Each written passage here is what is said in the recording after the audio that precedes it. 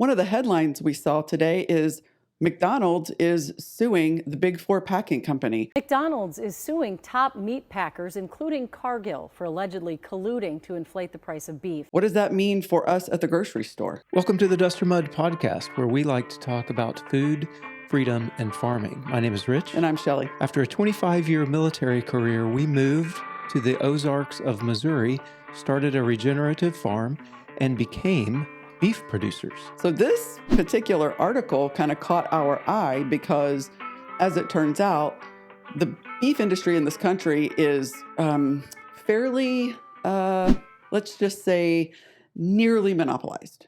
Well, 80% of the market is controlled by 4 different companies. We've got Tyson, yes, the chicken people are one of the largest beef producers. I was kind of blown away by that one. I was like, wait, what? Tyson? So McDonald's is suing the Big Four, Tyson, Cargill, JBS, and National Beef Packing. Yeah.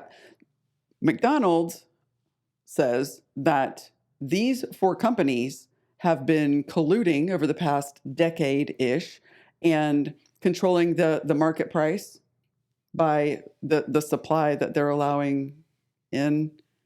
And turns out McDonald's is a really big purchaser. Yeah, they are using the 1890s Sherman Act, which is the standard anti-monopoly act that we all know about. And you might think, well, you just named 4 companies. How is that a monopoly?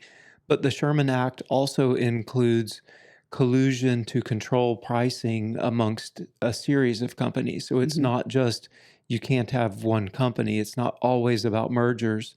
It also includes trying to control pricing. So McDonald's is saying, maybe through whistleblower type people, that they have colluded, they've gotten together and decided to control pricing.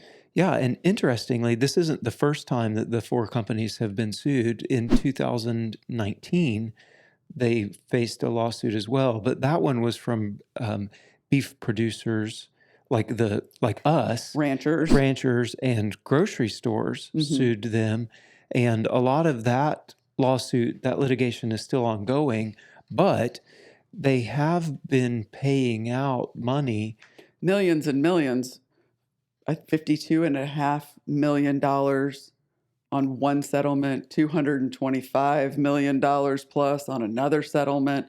This is a big money thing. Yeah, so they haven't admitted any wrongdoing in paying out these settlements. It's basically a settlement to make the lawsuit go away. So this isn't the first time is the point there, right, that they have been sued in this anti-monopoly Sherman Act situation. Sure. Yeah. Yeah. Okay, so you had the ranchers and the grocers and the restaurateurs and such. They're not real big, though. Yeah. McDonald's is big time. McDonald's is the largest purchaser of beef and pork in the world.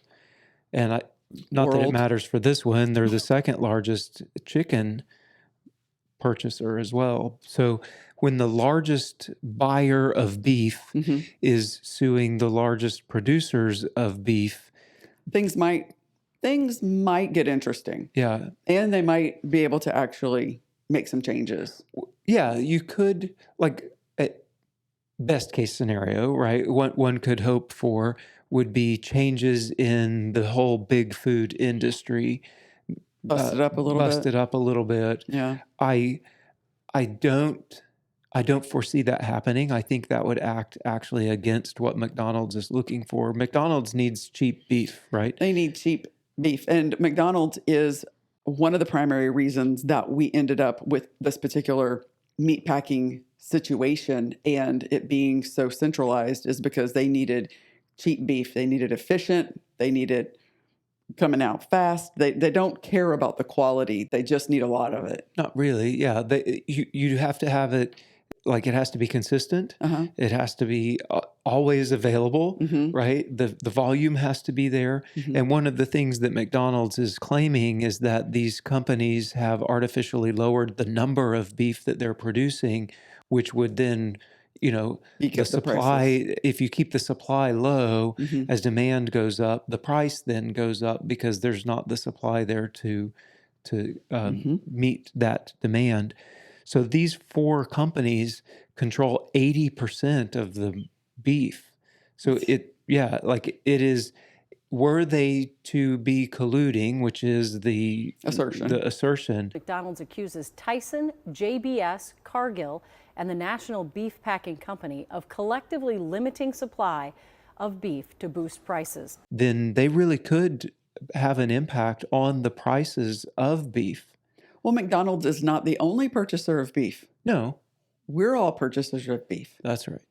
So it isn't just affecting McDonald's price, although Correct. they get a much different price than we do, cut by cut. It's affecting all of us Yeah.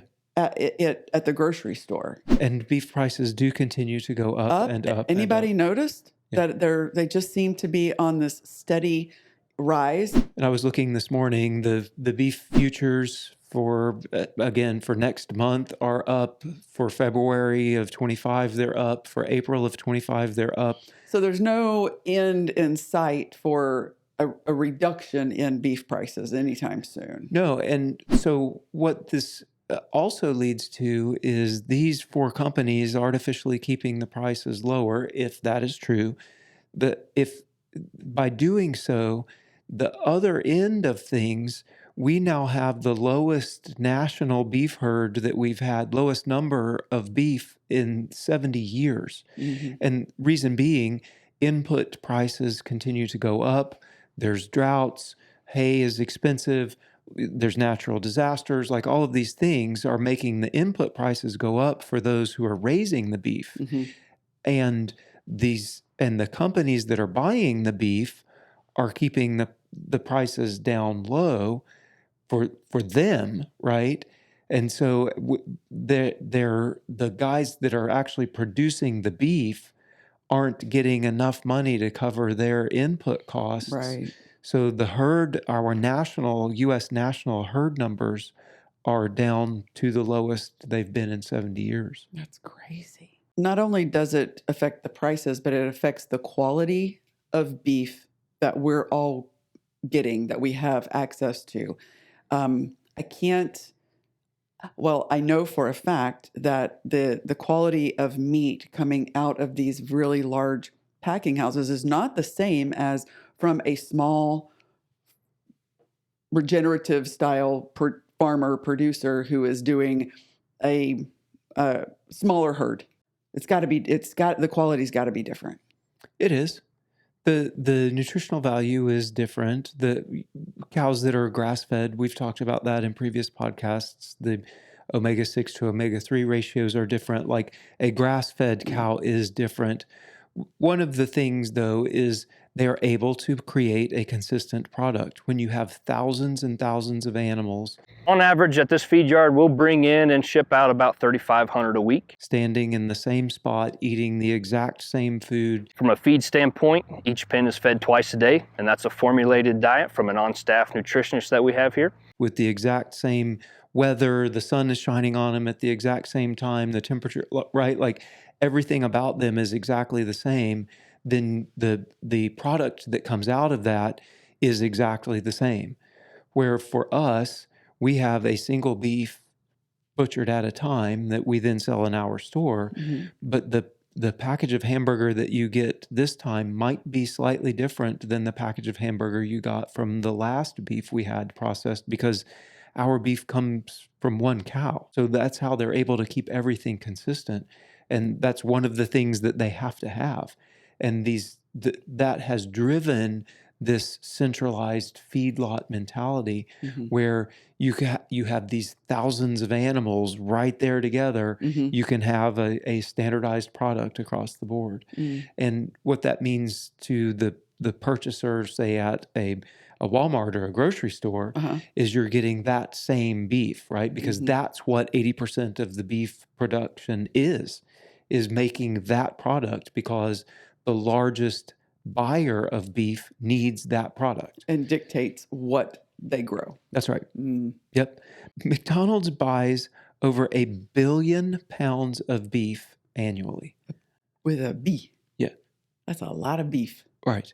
And when you're buying 1 billion pounds Oh my of beef, goodness. There's the answer.